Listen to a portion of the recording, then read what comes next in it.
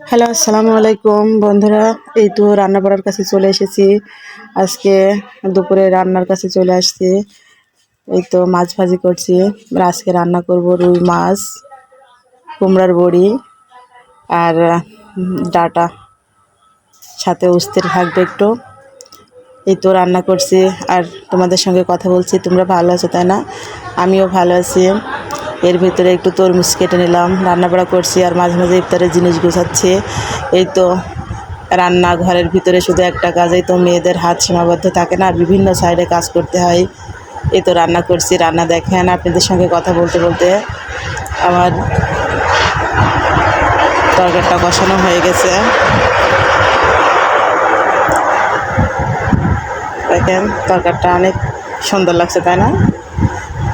ভালো লাগলে সবাই একটু লাইক, শেয়ার ও কমেন্টস করে দিন।